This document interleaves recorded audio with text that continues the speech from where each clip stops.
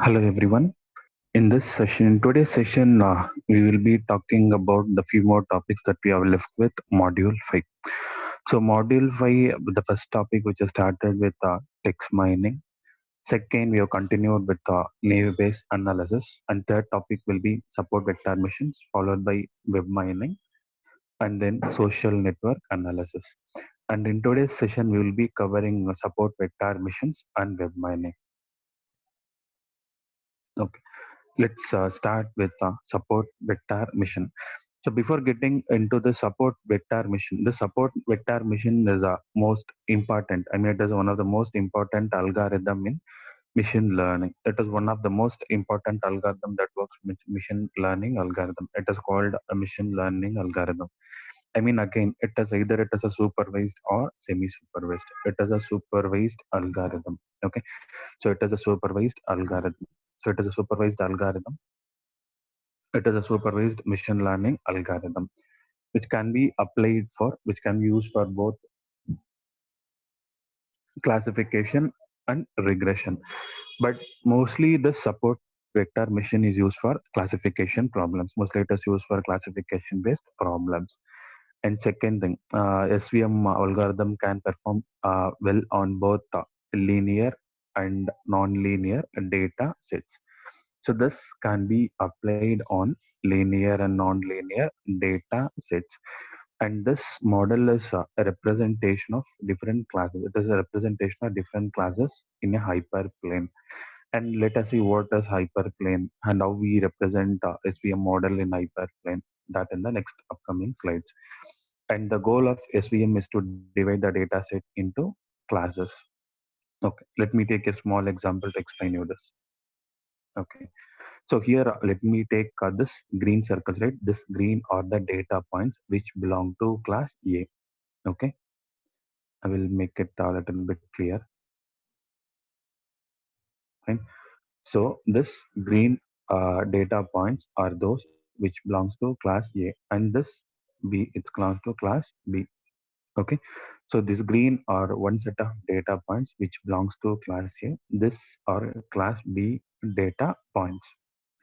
So if it is a linear data set where I can draw a line like this, shall I show you a small example?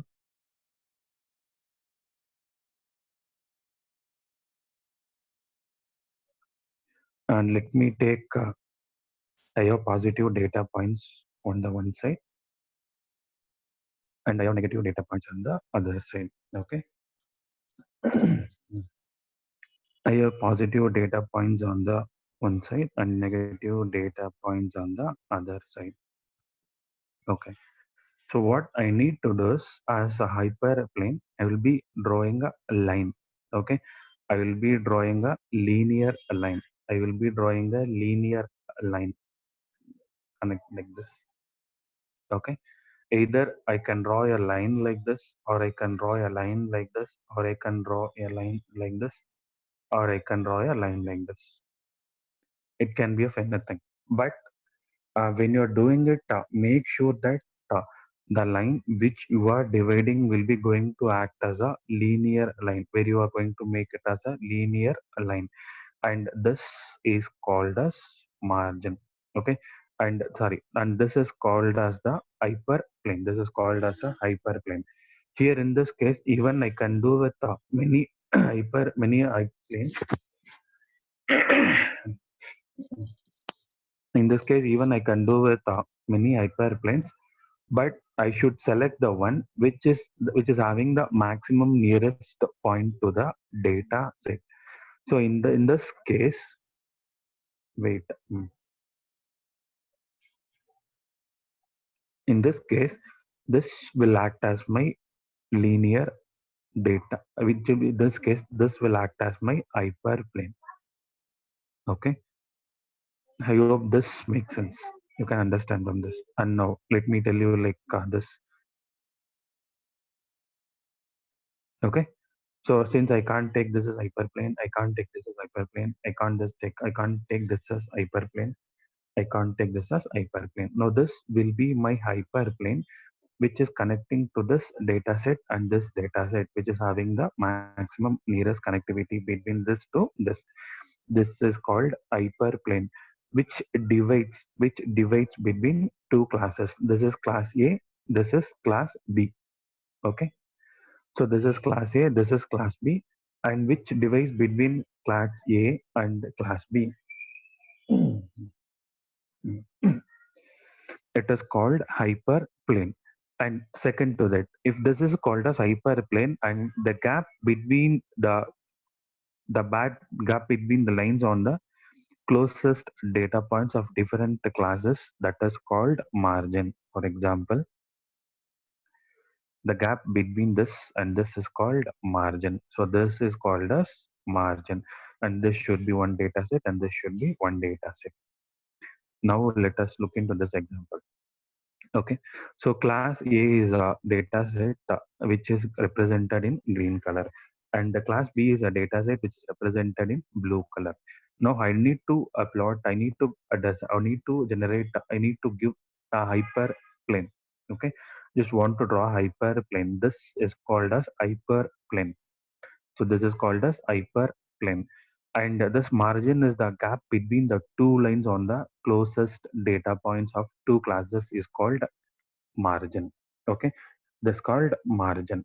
So a line margin is considered as a good margin, and small margin is considered as a bad margin. You should not take as earlier I have taken the cross lines, right? That should not be taken. And next most important things, the data points that are closest to the hyperplane is called support vectors, and here this data point and this data point is called as support vectors. Okay, so this is called support vector missions. The first thing is, for the given data sets, try to generate, try to get hyperplane, and next focus on either it is a linear or it is a non-linear. Okay, as of now this is linear. These two are linear. So focus it on either it is a linear or non-linear. And next to that, try to have this margin as the two closest data points of different classes. Okay, and the main drawback with this SVM is which can't be applied for a large data set. Okay, so which can't be applied for a large data set. That is one drawback of this SVM, since you need to train the model in a better manner. Okay, and now you can see, as I told you, like SVM can be applied for both linear and non-linear. So SVM can be applied for both linear data sets and non-linear data sets. So this is a linear, this is non-linear. In the sense means if it is linear, where I can have a linear curve like this, where I can have a linear hyperplane drawn to my data set, where I can have linear hyperplane drawn to my data set. When I'm doing this, I should not take something like I should not draw like this. I should not draw like this. Even this is a linear hyperplane, but the thing is that when you talk about margin, you need to have the nearest, you need to have the maximum distance from the data set to the hyperplane. In that case, if you look into this, you can have the, you can see the space between this to this is little bit large, whereas the space between this data point to this will not make sense. That is not very closer. So this is partial hyperplane. So I should make sure that it should be a normal hyperplane. So the line should be hyperplane line should be like this. Okay. Now this will be hyperplane line for my linear data set. So since it is non-linear data set, as we have discussed in regression, if you are getting a straight line, that makes it as a linear. Okay. If you are getting a straight line, if you are getting a straight line which is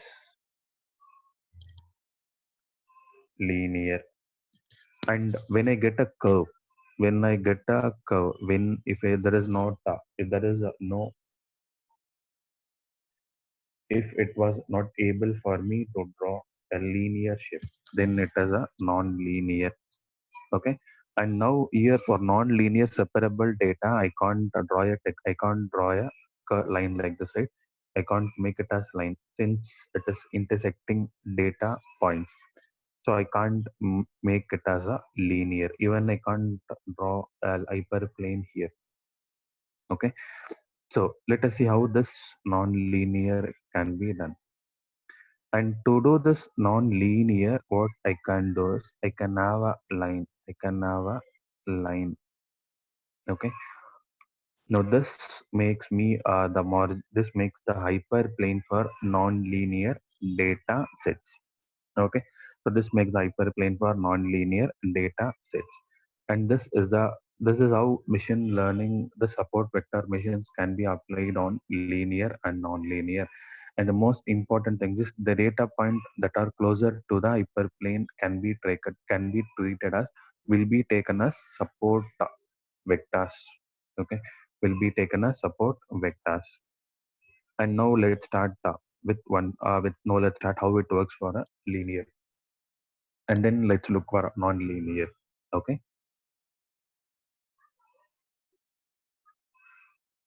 Okay, and now we are talking about linear, right? So support vector missions is based on SVM. Support vector mission is called SVM, which is based on the concept of decision planes. This is where we called a hyperplane. So this is where we called hyperplane, where hyperplanes are used to classify the set of given objects. So where I will be classifying this object A and object B. So in this figure, we have two sets of data. These data sets can be separated with the help of a line. And this is called a decision boundary. Okay, this is called a decision boundary, which I have shown in the last figure. This is called decision boundary.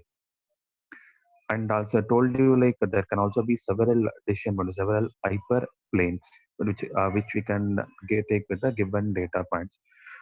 But see, I can have this as my hyperplane decision boundary, or I can have this, or I can have this. And how to decide which is the best, and how to pick the best decision boundary, that is most important. Okay, how to make a proper right decision on this. Either I can go with this, or I can go with this, or I can go with this. How to make a right decision boundary. Okay, so best decision boundary is the one which has maximum distance from the nearest points of two classes. And in that case, this is the shootable, or this is the matching. So this is the shootable decision boundary, which has the maximum distance from the nearest points. I can't go like this, right? I can't take a hyperplane which I have shown like this. If I take this as an hyperplane, this is not matching to the nearest distance points of two classes. Similarly, I can't have a hyperplane like this also. So this is the right hyperplane which is chosen.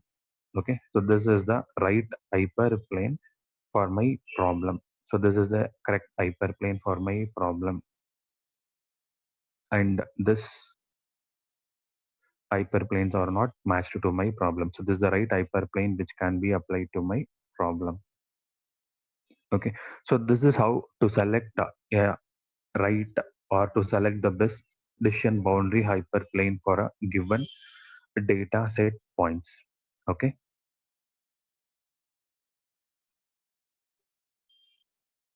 if you have any queries, just post it in chat so that we shall discuss at the end.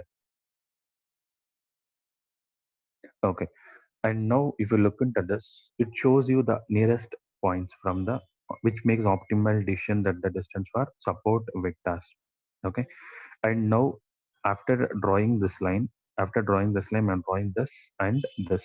Okay, this will be my hyperplane, and this will be the nearest plane to this, and the closest data point connecting to this hyperplane can be treated or will be considered as support vectors for further classifiers.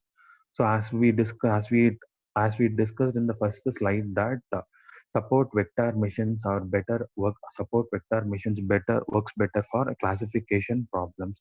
So this works better for classification problems when comparing to the other problems. Okay, and now you're talking about the non-linear data sets. In case if it is non-linear, how come my support vector machines work? How I will be dividing this? How I will be doing this? That is what we will be discussing now.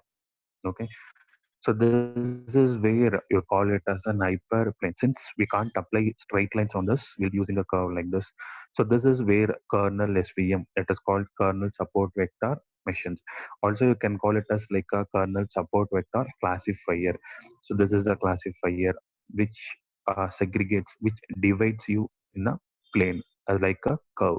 So it is how we do in non-linear data sets, and that is how we do in linear data sets. Okay, and here let us have the same little, let us have some different examples. So this is going to be class A, and it is going to be your class B. First, initially I have drawn a plane line like this. Even I can take a plane line like this, I can take a plane line like this, but I should make sure that only one can be taken as an hyperplane. So in this case, I need to find out which is the right decision boundary that I can take. So I need to know the my nearest closest data points. In that case, in that case, only this works fine, whereas this and this is not fitting into my problem. Okay, so this is my hyperplane. And next, when I start doing this, I mean, like when I start finding out, when I start finding the nearest closest data point, now I need to draw a line closest to the class B. Similarly, a line closest to the class A. Okay, similarly, a line closest to the class A. And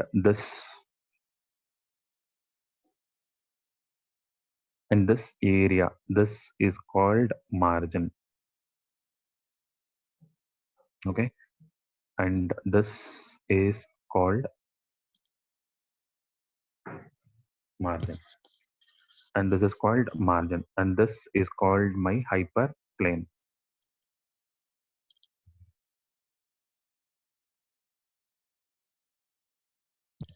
Right, and the nearest closest data points to this that can be taken as support this. Now this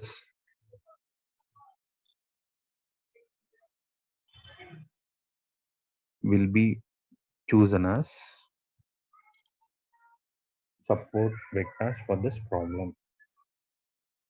Okay, and similarly I need to iterate it, I need to repeat it until my problem gets solved, as we do in clustering. And but the thing is, clustering is unsupervised, here it is supervised. Meaning is that the trained label, you will be taking the input trained label, you will be taking the trained data set, you will not be taking untrained data set. Okay, which will be having a clear and proper label in it. Okay, so this is how this works. And let us have few more examples for this. Okay, and if this is the case, this star or class A and this small circles or class B, I have two set of classes. I have two set of the classes, two set of data points. In this, my first hyperplane is this. I have drawn a hyperplane like this, and I have drawn a hyperplane like this. I have drawn a hyperplane like this. So as of I need to choose the right decision boundary. Right? In this case, I need to choose the right decision boundary. So when I talk about A, it is not exactly matching. It is not exactly. I mean, like it is not having the nearest distance, nearest closest distance to the data set. The plane is not having the nearest closest distance to the data set. Similarly, C and B fits to my problem. I can choose this B as my right decision boundary. Okay, and this is how it works. A, B, C. I can have these three hyperplanes. Okay, so advantages of support vector machine is that one is accuracy, which works better in accuracy. So which works it with only limited data sets, and again it is supervised. It is supervised. Again it is supervised.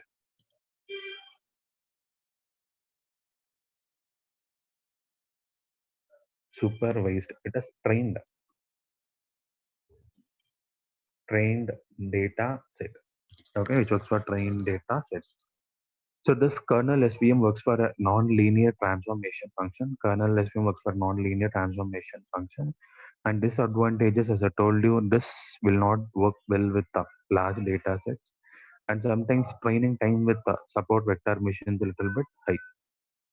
Okay, so this is about support vector missions. So let me revise support vector mission before getting into web mining. So first, a support vector mission is a machine learning technique, machine learning based technique. Second, which is a supervised learning algorithm. And third, which works for both classification and regression, but we use most for classification problems. Okay, so this can be applicable for both linear and non-linear data sets. And now the next topic will be mining. So we talked about text mining, right? Text mining is a part of data mining. Similarly, web mining is also a part of data mining. So web mining, what I'm going to mine from web. Web is something like internet, right? World Wide Web. What I'm going to mine from web, what I'm going to do with those things. That is what we will be discussing in this session. Okay. So web mining is the art and science of discovering patterns. And let's see how we are discovering it. Okay, so we are talking about web mining. Like we are living in a digital world. We are living in digital environment. We are living in a digital environment, digital world, where each and every transactions are being stored, recorded with a data set in a database. Okay, so day by day you can see all the websites are generating, all the websites are producing a large data set, an enormous data set are generated by this websites, and how we analyze those things. And for example, if you look into here, web is used for e-commerce, business, communication, and how we analyze the data that comes from web, that comes from web, and how we are trying to optimize the web content, and how we are going to improve the user experience. User experience is like providing a friendlier user, providing a user oriented friendly websites, web page design. Our web page design should be an user oriented friendly, a user oriented one. Our web page should be a interactive, it should be a dynamic interactive manner. It should be like attractive, it should be attractive.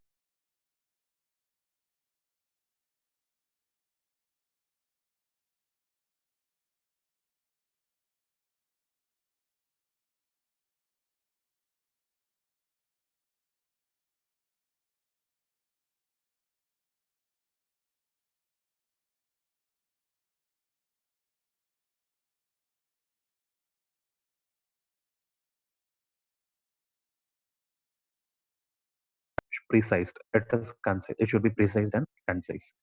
And the content that you place, the content that you place in the website, should be having a proper information, should be a fresh content, should not be a repeatable content, or should not be like something, an image overlaying on that text, or a text will be overlaying on the image, and one set of text is bold, one is not bold. The clear neat formatting is required.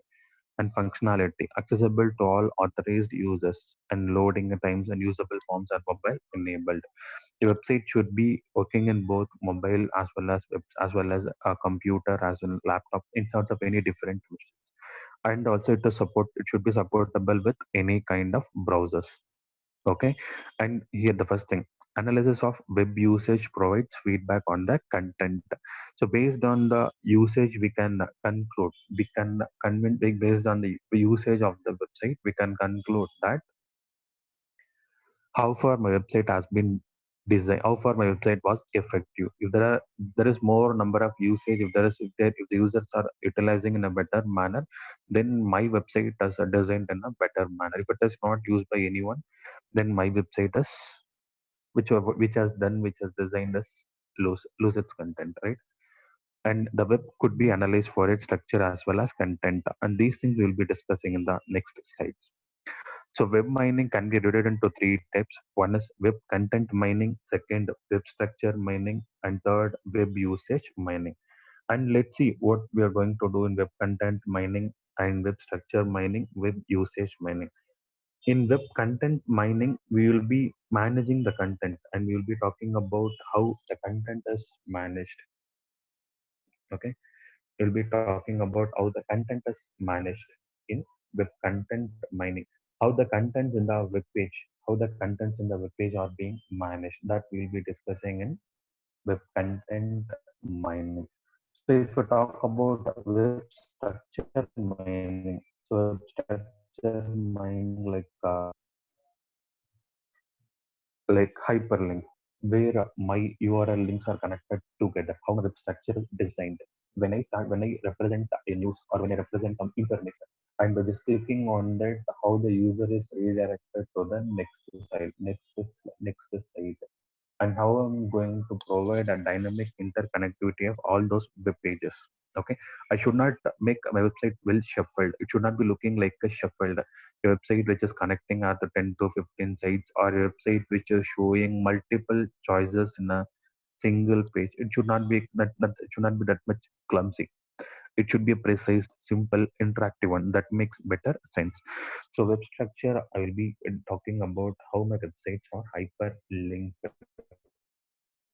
That is hyperlink web usage. My this is where I'm going to talk about how my web is being used. Once when a user clicks on a web page, it is going to get out on the client session as well as on the server. It is going to respond from the is going to get the response from the server. Like where cookies, right? Here where we talk about cookies, we store the user information. So based on the information stored or based on the user behavior, we can predict user behavior. That is one important part of web usage mining. Okay, so this is one important part of web usage mining. I hope now it makes sense. So when you talk about a web mining, when you talk about a web mining, I'm to talk about web mining. Web mining is like extracting the knowledgeable data information from the websites. One thing is about content. When you talk about content, it is called web content mining. When you're talking about structure of it is linked, you talk about hyperlinks, it is web structure mining. And when you talk about web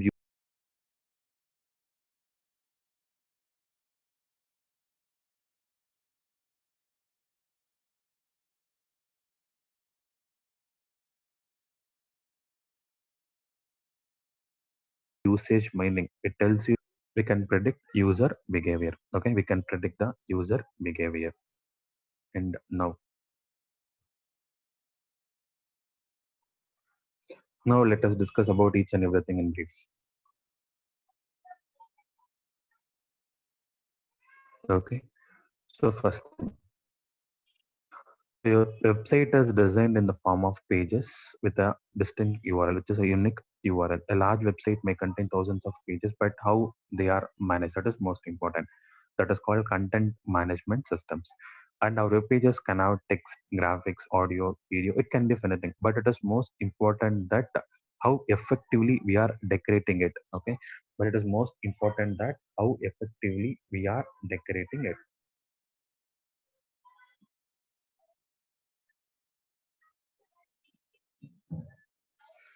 So in most of your internships, you're done with CSS, right? Most of your internships, you're done with CSS. So cascading stage. It is also one. It is also one tool, one tech, one. It is also one tool technique which helps you to make your web page design, website to be more interactive. Okay, and how the web pages can be analyzed for the quality of content. The unwanted pages could be transformed with different content and style. When you see a website, when you look into web pages, you can see some web pages will be good. When by just looking, have a look onto the web page, and which makes sense that how far the data is being conveyed, how far the data is being shown, displayed. That is most important in web pages.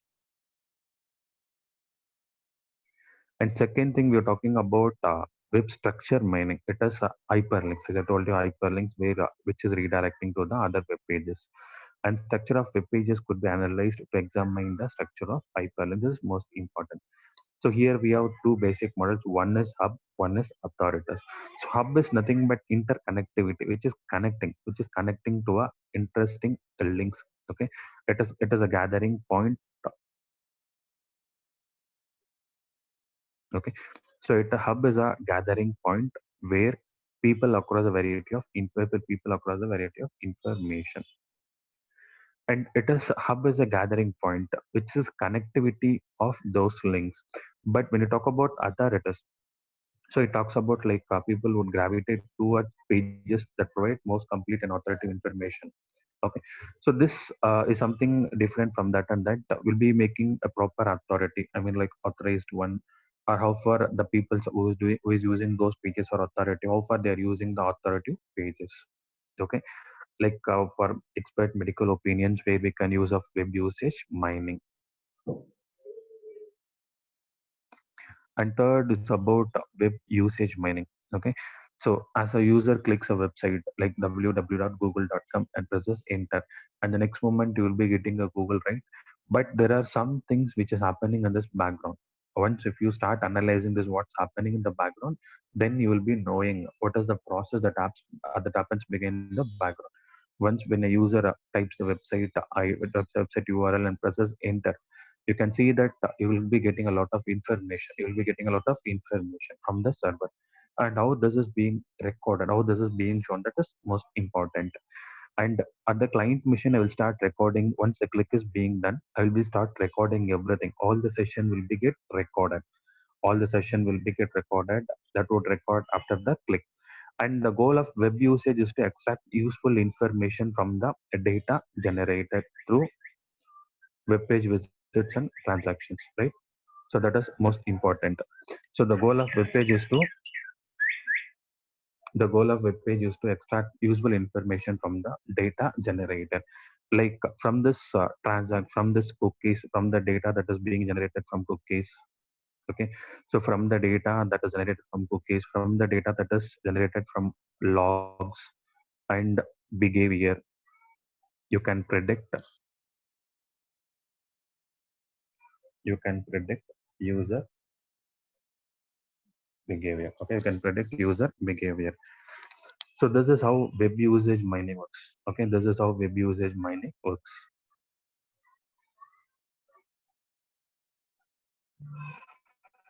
Okay, so web usage mining can be analyzed at multiple levels. One is server side and second one is client side. Server side, it shows you the, like I talked about option of authority side, that talks about respect to server side. On the client side, like if you have clickstream, and we have one thing called clickstream analysis.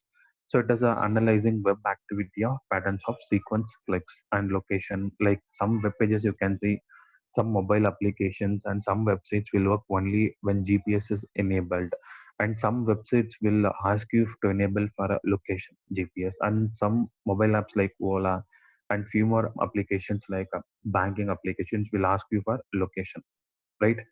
So there are certain browsers, right? Google Chrome, Firefox, Tor.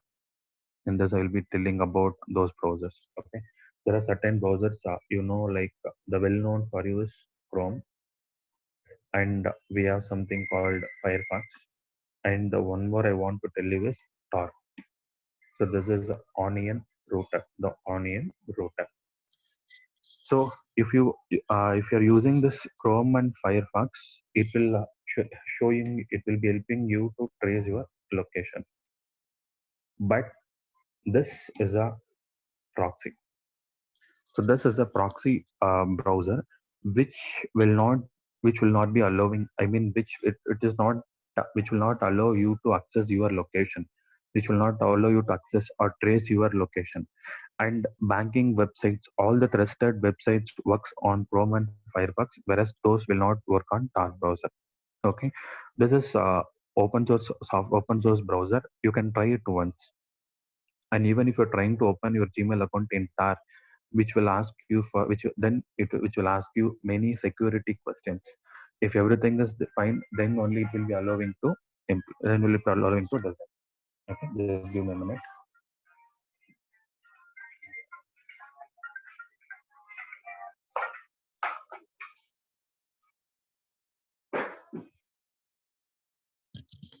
Okay, so this is about web usage mining. Okay, so this is web usage mining architecture. So first, what I need to do is websites visitors, website users, customers. From there, I'm going to get the web logs, click streams, cookies, and everything. From there, I'm going to prepare what kind of data I'm going to analyze. I need to pre-process and I need to analyze. identify user visits, page views, summarize activity data, then started mining the data based on usage patterns, user profiles,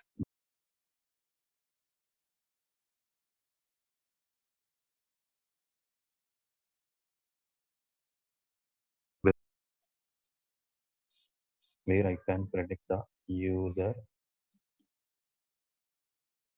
behavior. Right? So where I can predict the user behavior. Okay.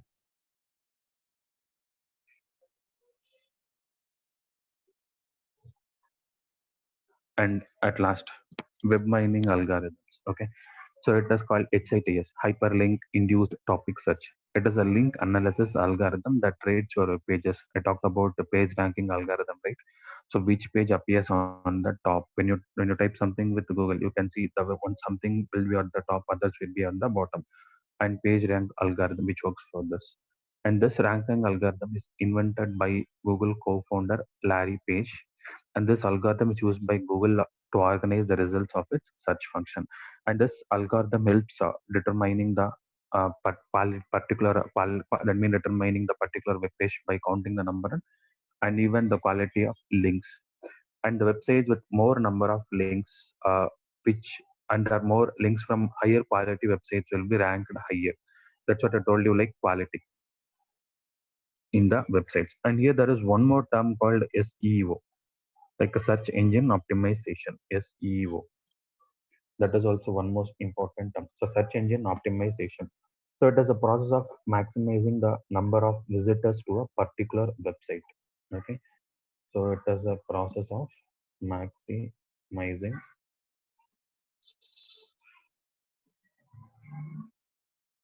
the number of visitors to a particular website. Okay. By ensuring that uh, by ensuring that the site appears high as in the terms of results returned by the search engine. Okay. It is called SEO, search engine optimization. So this is up to web mining. So this is what up to web mining algorithm.